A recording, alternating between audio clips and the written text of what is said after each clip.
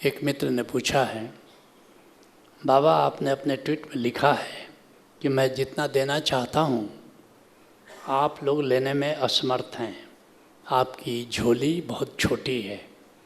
बाबा क्या करें कि हमारी झोली बड़ी हो। ओशो धारा के साथ अध्यात्म ने एक नया रूप लिया है। ओशो धारा के पहले जितने भी संत हुए, ऋषि हुए, मुनि हुए, तीर्थंकर हुए, पैगंबर हुए, उन्होंने इंतज़ार किया कि कोई जिज्ञासु आएगा, हमसे पूछेगा, हम उसकी जिज्ञासा को शांत करेंगे। इसमें से अधिकतर लोगों ने सोचा कि जिज्ञासु को ज्ञान नहीं देंगे, जो मुमुक्षा लेकर के आएगा। जिज्ञासु कौन है? जो बुद्धि के तल पर जानना चाहता, आत्मा क्या है, परमात्मा क्या है, ध्यान क्या है, बस बुद्धि के तल पर। मुमुक्षु कौन है? मुक्ति की इच्छा से भरा हुआ। अब जिज्ञासा की बात नहीं है, अब प्यास आत्मा के तल की है। जानूंगा या मरूंगा, इस ख्याल से जो संत के पास गया वो मुमुक्षु है। विवेकानंद महर्षि देवेंद्रनाथ ठाकुर के पास रात में गए, वहाँ कोई नाव ही नहीं थी। नाव तो थी, नाविक नहीं थे। छलांग लगा दी गंगा में, तैर करके रात में 12 बजे पहुँचे महर्षि देवेंद्रनाथ ठाकुर के पास। मचान पर ऊपर गए और कहा कि जागें, आंखें खोलें, मैं विवेकानंद, मैं नरेंद्र, मैं जानना चाहता हूँ परमात्मा क्या है, आपने परमात्मा को देखा है? महर्षि देवेंद्रनाथ ठाकुर कहते हैं, युवक ये कोई समय है? रात के 12 बजे ये कोई पूछने का तरीका है? नरेंद्र कहते हैं, मैं समझ गया, आपकी आँखों की झिझक ने मुझे बता दिया कि ब्रह्म का आपको भी पता नहीं है।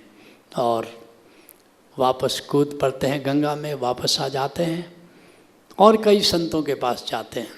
जब रामकृष्ण परमहंस के पास जाते हैं, वो तो नाचने लगे। आ गया एक मुमुक्षु, आ गया और कहा कि हाँ युवक, क्या पूछना है? विवेकानंद ने कहा कि आप ब्रह्म को जानते हैं? कहते हैं रामकृष्ण परमहंस, सवाल मेरे जानने का नहीं, क्या तुम जानना चाहते हो?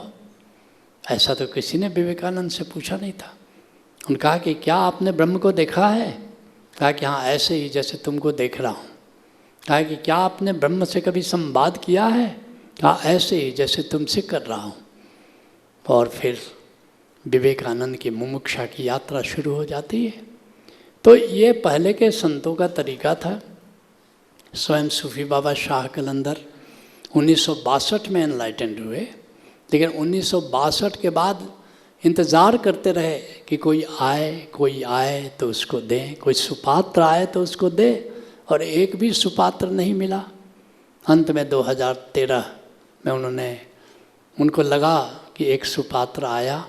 उन्होंने हमको, और जो भी सूफीज़्म का ज्ञान होता है, इल्म होता है, सूफी उसको इल्म कहते हैं, तो उसको दिया। लेकिन मैं तो 1980 से जुड़ा था और 2013 में उन्होंने शेयर किया। और कितनी बार गया। जब 1997 में जब मुझे ओंकार का ज्ञान हुआ, जब संबोधि की प्राप्त हुई, तो मुझे उन पर बड़ा रोष आया। मैं उनके पास गया, मैंने कहा मैं इतने सालों से आता था, लेकिन आपने मुझे जो मुद्दे की बात है, जो ओंकार की बात है, वो तो आपने बताई नहीं। उन्होंने कहा कि तुमने जो सवाल पूछे, आते थे तुम, सवाल अपने थे तुम्हारे, तुम पूछते थे और मैं बताता था, लेकिन तुमने कभी पूछा ही नहीं कि मुद्दे की बात क्या है, जो मेरे लिए ठीक है वो आप बता दो। अगर तुमने पूछा होता तो मैं सीधे कहता कि ओंकार। मेरी पीड़ा भी तो देखो कि मैं इंतज़ार करता रहा कि कब तुम सही सवाल पूछोगे ताकि मैं सही उत्तर दे पाऊँ। मुझे भी लगा कि बात तो ठीक है।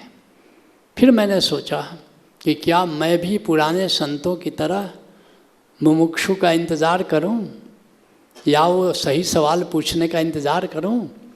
नहीं, मैंने देखा कि अब सुपात्र कुपात्र की बात ही नहीं है, क्योंकि विज्ञान इतना विकसित हो रहा है कि उसके पैरेलल अगर अध्यात्म को नहीं खड़ा किया गया तो इतना अनबैलेंस, असंतुलन पैदा होगा कि धरती विनष्ट हो जाएगी। इसलिए अगर उसके विज्ञान के पैरेलल अध्यात्म को खड़ा करना है तो हमें खुद ही आयोजन करना होगा। हमें मुमुक्षुओं का इंतज़ार नहीं करना होगा, उनको मुमुक्षु बनाना होगा। और इसके लिए 28 तल के कार्यक्रम आए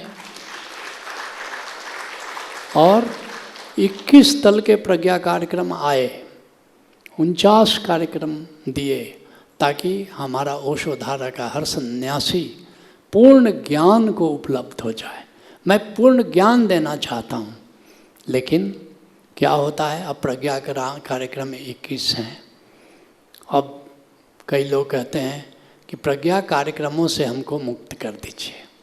अब औषधि अपने खुद ही तय करना चाहते हैं। अब डॉक्टर को कह रहे हैं कि डॉक्टर साहब आप हमको ये 5 दवाई मत दीजिए, एक ही दवा दे दीजिए ना। डॉक्टर बेहतर जानता है। गौतम बुद्ध कह रहे हैं कि तुमको ध्यान और प्रज्ञा दोनों की ज़रूरत है अगर ज्ञान प्राप्त करना है, अगर मोक्ष प्राप्त करना है, तो निर्वाण प्राप्त करना है। तो तुमको ध्यानेन प्रज्ञा प्रज्ञेन ध्यानम ध्यानेन प्रज्ञेन निर्वाणम भवति, बुद्ध कह रहे हैं। लेकिन तुम कह रहे हो कि हम केवल ध्यान से ही मार्ग जो है, ये 14 तल समाधि के हैं, यह ध्यान का मार्ग है, भक्ति का मार्ग बाकी 14 है। तुम कह रहे हो कि नहीं, हम केवल ध्यान के मार्ग से ज्ञान प्राप्त करना चाहते हैं। तुम कहते हो कि हमको मुक्त कर दीजिए। मेरे को क्या लगता है, मैं मुक्त कर देता हूँ, तुम अप्लाई करते हो, मैं कह देता हूँ हाँ ठीक है, तुम्हारी मर्जी है, तुम नहीं करो।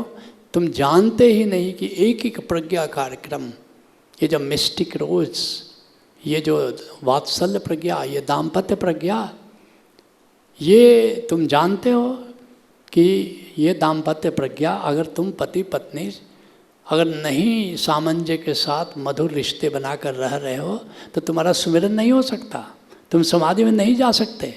अगर ये वात्सल्य प्रज्ञा, अगर बच्चों के साथ तुम्हारे संबंध ठीक नहीं है, तुम बच्चों के कारण इतना परेशान हो जाओगे कि तुम समाधि और सुमिरन नहीं कर पाओगे।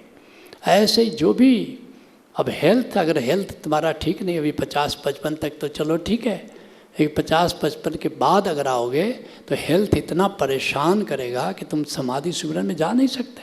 तो हेल्थ कार्यक्रमों का निर्माण किया गया, होम्यो प्रज्ञा, आयुर्वेद प्रज्ञा, स्वास्थ्य प्रज्ञा, मुद्रा चिकित्सा, ये सब बनाए गए। लेकिन तुम खुद ही चाहते हो कि हम कम से कम कार्यक्रम में सीधे अपना एक तल, दूसरा तल, तीसरा तल, और तुम 28 तल भी कर लो। अगर प्रज्ञा तुम्हारी ठीक नहीं है, अगर सुमति का जन्म नहीं हुआ, तो फिर तुम समझते हो कि तुम परम पद प्राप्त कर लोगे? तुम समझते हो कि तुम मोक्ष और निर्वाण प्राप्त कर लोगे? नहीं। इसलिए जो यहाँ कार्यक्रमों का आयोजन इस ढंग से किया गया, बहुत ही बैलेंस ढंग से, कि अगर 49 कार्यक्रम तुम करोगे तो परम पद पाने से कोई नहीं रोक सकता, कोई नहीं रोक सकता। लेकिन मैं देखता हूँ कि हर बार तुम शॉर्टकट के फेरे में रहते हो कि शॉर्टकट मिल जाए। शॉर्टकट, अध्यात्म में कोई शॉर्टकट नहीं है, बल्कि ऑलरेडी पहले क्या होता था, 12 साल तुम किसी संत के पास रहते थे तो ओंकार का ज्ञान देता था। 12 साल में क्या करना पड़ता था? चौका बर्तन करना पड़ता था, जंगल में लकड़ी काट के लाना पड़ता था, भोजन बनाना पड़ता था। 12 साल गुरु देखता था, मेरे छंद पर आ गया, मेरे साथ लयबद्ध हो गया, तब कहता था आओ अब ओंकार की यात्रा शुरू करते हैं। यहाँ कितने दिन में हम देते हैं? 6 दिन में। 6 दिन में ओंकार। अगर तुमको हम भी कहें कि 12 साल जरा चौका बर्तन करो, आश्रम में सेवा करो, तो तुम सब भग जाओगे, हमें पता है। तो इतना शॉर्टकट है, इतना शॉर्टकट है। भगवान बुद्ध को इतनी मुमुक्षा के बाद 6 साल ज्ञान प्राप्त करने में लगा, संबोधि 6 साल लगा था। और भगवान महावीर को कितना लगा था? 14 साल। नानक देव जी को कितना लगा था? 24-25 साल की उम्र में उन्होंने ध्यान साधना शुरू की। वैसे तो बचपन से ही चली, लेकिन इंटेंसिव जब वो नौकरी करने गए राय चौधरी के यहाँ, और 36 साल के उम्र में ज्ञान प्राप्त हुआ। ऐसे ऐसे अनूठे साधक, इनको इतना टाइम लगा। और ओशोधारा में देखो सब कुछ पका पकाया माल है, लेकिन उसमें भी अब शॉर्टकट तुम चाहते हो। हम इतना कुछ देना चाहते हैं, तुम इतनी छोटी सी झोली लेकर के आ जाते हो कि अरे मुझे टन भर का सामान देना है तुमको, तुम एक इतनी छोटी झोली लेकर के। इसीलिए मैंने ट्वीट किया कि अपनी झोली फैलाओ, तुम्हारी झोली बहुत छोटी है और हम देना बहुत कुछ चाहते हैं। तो मैं समझता हूँ कि अब तुम अपनी अगली बार आओगे तो तुम भी अपनी झोली बड़ी बड़ी लेकर के आया करोगे, ताकि हम जो देना चाहते हैं उसको तुम ग्रहण कर सको। सत्र को यहीं विराम देते हैं। हरि ओम तत्सत।